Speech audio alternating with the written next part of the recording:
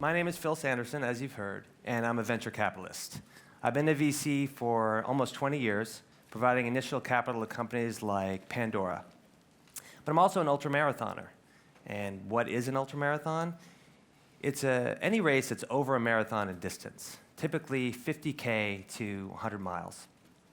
And I've run over 40 ultramarathons in my life, including 8 100-mile races. And when I mention running a 100-mile race to people, they typically have the same reaction. I can't drive 100 miles. Or, why do you do it? Well, there's obvious health benefits. Think of the Tarahumara running tribe, who I've run with, who are chronicled in the book Born to Run. They're way healthier than the average human. I like accomplishing goals that I set. I like time to think to myself and doing it out on the trail. And then there's the obvious runner's high. The ultra runner high is even greater because once you get into a race, a 100-mile race, you think about it every day. And when you're on the starting line and the gun goes off, it's an absolute feeling of euphoria. But I'm not here today to try to convince you to run a 100-mile race. It's definitely not for everybody. But my story rather is this. I've done a bunch of 100-mile races, but a few months ago, I decided to do a 100-miler on hardly any training. And I used a seemingly unlikely strategy to do that, entrepreneurship. More specifically, I wanted to take the hacking principles that the entrepreneurs that I work with use to win in their startups.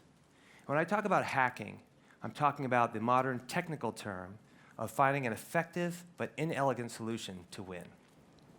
So my BHAG, or Big Hairy Audacious Goal, was to run one of the hardest 100-mile races in the country, the Wasatch 100, and do it on hardly any training by hacking my way through using entrepreneurial principles. Now, the reason why Wasatch is one of the hardest races in the country is because there's an elevation range of 6,000 to 11,000 feet in the race, wild temperature swings, and it's basically all hills. You'll see a lot of those in these slides. There's 26,000 feet of climbing and 26,000 feet of descent. And you can't just wake up and say, I'm going to go run this weekend. You actually have to qualify for a lottery and be lucky enough to be chosen in the lottery to be able to run. And they choose 400 runners. So I was chosen this year and decided I really wanted to run it, picked up my training, did a 50K, did a 50-miler, ran some pretty good times, but then I got injured. And I couldn't run at all for 5 months. And the day of the race was getting closer and closer. And I realized, when am I going to get into the Wasatch 100 again? And I also wanted to run a 100-miler this year so that I could qualify for another lottery next year in the Western States 100, which is the granddaddy of all races. So I said, okay, I think I can do this. I strapped on my running shoes, ran a few short runs, and ran the race. And I'm happy to say I was able to complete the race and complete it under 30 hours to get the coveted Wasatch 100 belt buckle. But why did I use an entrepreneurial approach to this type of a race? Well, as a VC, I saw a common theme, a trend of entrepreneurs using 4 major themes in entrepreneurship to hack their way to success. The first theme was having a great support team. So in any business endeavor or athletic event, you have to have a great team. But in a startup or an ultramarathon, it's even more important. You just have fewer resources. We have an adage in venture capital. It's better to invest in a great team in a good market than a good team in a great market. So I had a great crew chief. His name was Phil Kaplan. He was a local. He knew the trails we were going to be running on. But he was also an entrepreneur that I had backed before, and a successful one. He knew what it took to win. And he actually took his company from startup to IPO. He was there for me at different stages of the race, providing information, encouragement, and supplies that I needed to win. But also, he was my pacer. So he paced me for the last 9 hours of the race. And you may ask, what does a pacer really do? Well, ultimately, he said, and he would start to run faster, Phil, you got to pick it up if you want to break 30 hours. And based on my mutual trust that we had, I would follow him. The second pillar of entrepreneurship that I focused on was having a malleable business plan. So it's important to have a business plan in any venture. But it's even more important to realize that you've got to change that plan as conditions dictate. So, for example, I knew that I would fall in the race. I actually fell face first twice on some downhills, usually when you're the most tired. But I had 2 hand-strapped water bottles that broke my fall. But I had a few other times that I had difficulties I didn't know would happen. I had a really bad hot spot in my Achilles from rubbing against my shoe. Super painful, I couldn't run. I ended up having to take a heel lift out of my shoe, wedging it between my sock and my Achilles to enable me to make it to the next aid station. And there, my crew chief gave me a new pair of shoes and socks. But the worst was when I had incredibly bad chafing in my inner thighs from a wardrobe malfunction. And it wasn't funny at the time because my lymph nodes had swollen to 2 golf ball sizes and I could barely move. But I ended up taking 2 ace bandages and wrapping around my inner thighs for the next 15 hours of the race. But this is the same thing that startups go through. Conditions change. So use the example of Pandora that we invested in. When they started out, they were a completely different company. They were a technology company that licensed their music genome to companies like Best Buy and AOL. But then market conditions changed.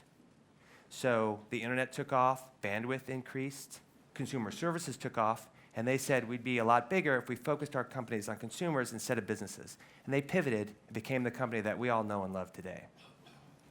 The third entrepreneurial pillar that I focused on was KPIs, key performance indicators. So I knew there'd be certain metrics that I would have to focus on in the race in order to finish. The first one was my heart rate.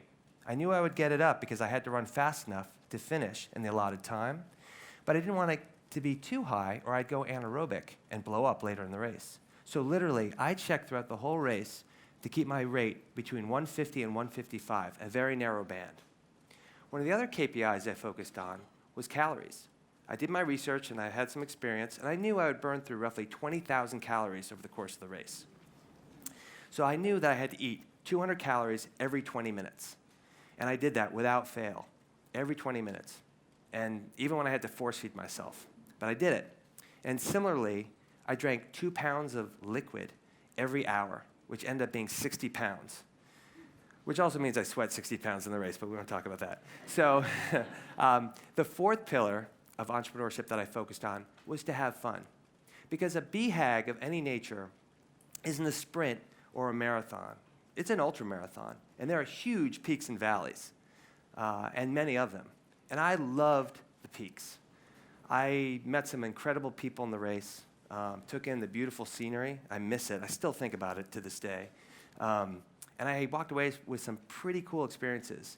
At 3 in the morning, I came 20 feet from a sleeping moose. I had my headlamp shining right in his face. And they sleep with their eyes open, so it was freaky. And fortunately, he didn't wake up, because I wouldn't be here today.